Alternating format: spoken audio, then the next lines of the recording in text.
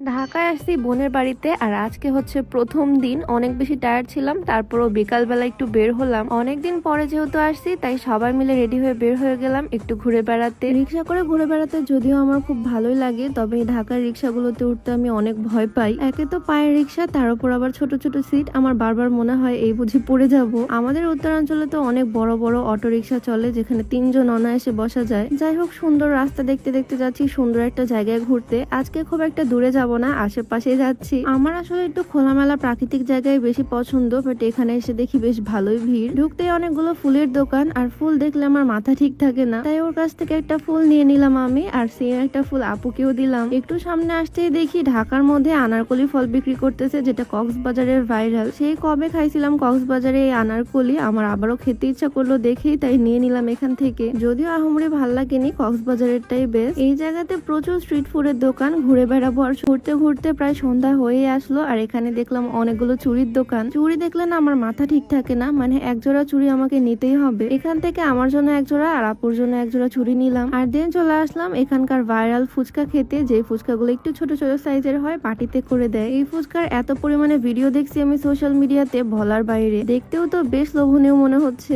আমি ওকে বললাম একটু ট্রাই করতে, বাট ওর খাওয়ার পরে এক্সপ্রেশন দেখে মনে হচ্ছে এটা খুব একটা ভালো না হয়তো, তাই আমিও দেরি না করে একটু টেস্ট করলাম। আর সত্যি বলতে আমারও একটুও ভাল লাগেনি। যাক, ব্যাপার না, লাইফে সবকিছুরই একটু এক্সপিরিয়েন্স থাকা দরকার। আশেপাশে শুধু স্ট্রিট ফুডের দোকান, মানে এত এত দোকান, কি রেখে কি খাবো ওইটাই বুঝতে পারতেছি না। যেটা দেখি সেটাই খেতে ইচ্ছা করে, কি একটা অবস্থা দেখো তো। আর লাস্টে এখানে এসে দেখি সেই স্মোক বিস্কিট গুলো বিক্রি করতেছে। এইটা আমি আজ পর্যন্ত ট্রাই করিনি, তাই ভাবলাম এইটা ট্রাই করা যাক। যে পরিমাণে ঝাঁকি দিচ্ছে আর ধোয়া বের হচ্ছে, দেখেই তো ভয় লাগতেছে। হাতে নেওয়ার পর দেখি এটা পুরা ঠান্ডা। নর্মাল চিপসের মধ্যে এই টাইপের ধোয়া দিছে, মেবি কোন একটা কেমিক্যাল হবে এটা। খাওয়ার পর ধোয়াও মনে হয় আমি গিলেই ফেলছি, নিকাবের মধ্যে আটকে গেছে পুরা। আমি তো ভাবতেছি কিরে আমার ধোয়া গেল কোথায়, কোনো দিক থেকে ধোয়া বের হয় না আমার। বাট আপুর অবস্থা দেখো, একদম নিকাবের উপর থেকে ধোয়া বের হয়ে গেছে। ওকে বললাম একটু ট্রাই করতে, ওর তো পুরা নাক মুখ দিয়ে ধোয়া বের হয়ে যাচ্ছে। ধোয়া দেখে বেচারা খুব লজ্জা পাচ্ছে, যদিও এটা বিস্কিট। আমি আবারও আরেকটা চিপস নিলাম, এবার যদি একটু ধোয়া টোয়া বের করতে পারি, বাট এবারও আমার দ্বারা কিছুই সম্ভব হলো না। ধোয়া তো বহুত খেলাম, বাট এখন পর্যন্ত পেট ভরেনি, মনে হচ্ছে আরো কিছু খাই। মানে মনটা শুধু খাই খাই করতেছে এত এত খাবার দেখে। তাই এখানকার মোমো ট্রাই করতে চলে আসলাম, চিকেন মোমো। মোমোর সাইজ গুলো যদিও একদম ছোট ছোট,